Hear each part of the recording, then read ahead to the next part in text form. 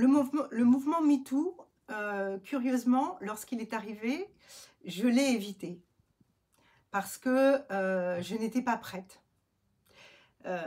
Mais en même temps, c'est évident que cette histoire, ce roman, s'inscrit dans la grande histoire des femmes qui aujourd'hui cherchent à comprendre et prennent la parole. Donc évidemment, je me suis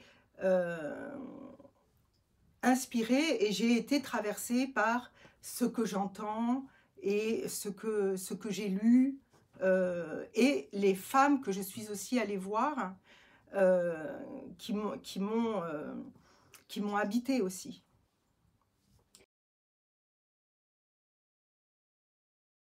Alors, toutes les histoires sont singulières, évidemment, mais quand je suis allée chercher ces femmes pour recueillir leurs paroles et les rencontrer, j'y allais en leur disant que je cherchais des femmes qui avaient accepté l'inacceptable et qui étaient revenues sur cette histoire et qui cherchaient à comprendre.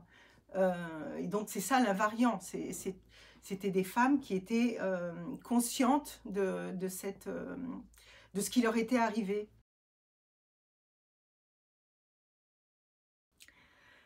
Alors en fait, j'ai fait comme pour mes films, parce que depuis 30 ans, je fais des documentaires d'auteurs, et en fait, j'ai été amenée à faire les mêmes choix. Donc d'abord un choix de dispositif narratif, hein, un choix d'une forme, d'un style, ensuite mettre en scène, comme dans le documentaire, faire des sélections de souvenirs, de séquences, comme on fait des sélections de rush, organiser cette matière pour créer une dramaturgie et en fait tracer un chemin qui part d'un point et qui va à une fin. Et donc en fait, j'ai fait le même travail que quand je fais mes films. Et c'est comme le documentaire, évidemment, tout passe par la subjectivité de l'auteur. Et il n'est pas question de réel, mais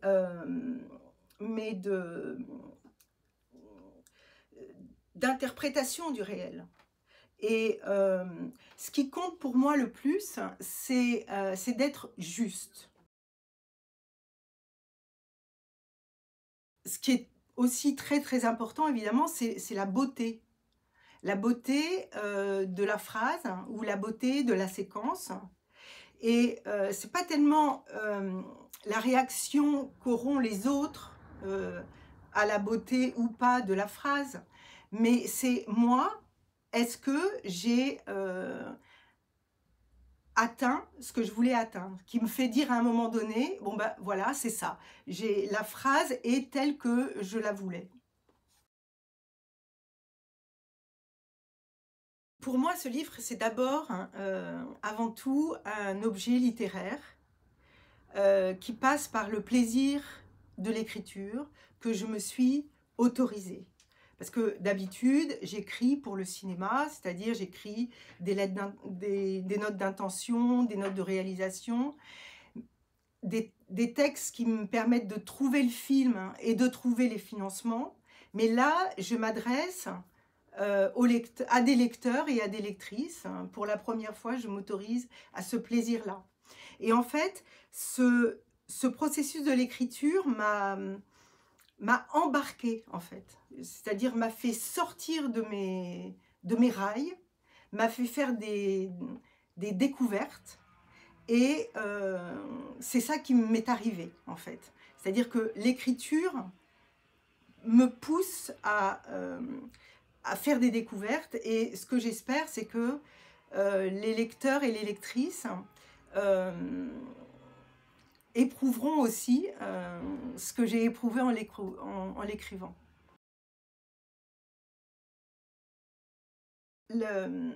L'exercice de l'écriture, en fait, est très proche du travail de l'analyse.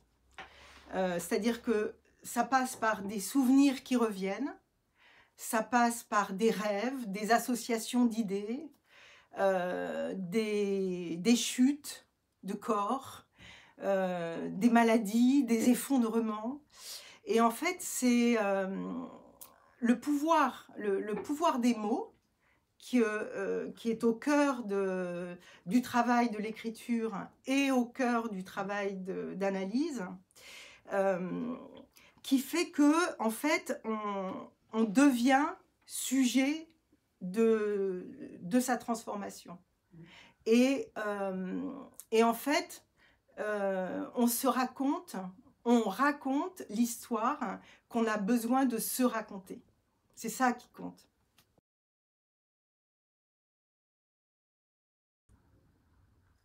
Le livre s'intéresse à ce moment de bascule où on dit stop à une relation qui blesse.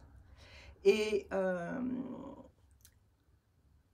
ce qui s'est passé pour Louise dans La Rose de Jéricho, c'est qu'elle est allée voir une amie, une grande amie, qui était sur le point de mourir, et qui la connaissait depuis toujours, et qui était dans cet état très particulier de clairvoyance, parce que elle parlait depuis toujours, et en fait pour toujours, parce qu'elle allait mourir. Et donc elle lui dit que si elle ne dit pas stop, elle y sera encore dans 5 ans, dans 10 ans, jusqu'à la fin de ses jours, elle sera dans cette même souffrance. Et que tout d'un coup, alors que tout le monde lui disait cela, d'arrêter cette relation, subitement elle l'entend, parce que c'est son amie qui lui dit.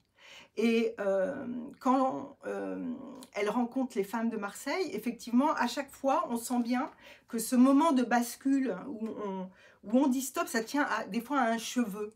C'est un article dans un journal, un gros titre, une phrase ou alors un regard dans un miroir. Et tout d'un coup, ce qui était inacceptable, eh ben, on ne l'accepte plus.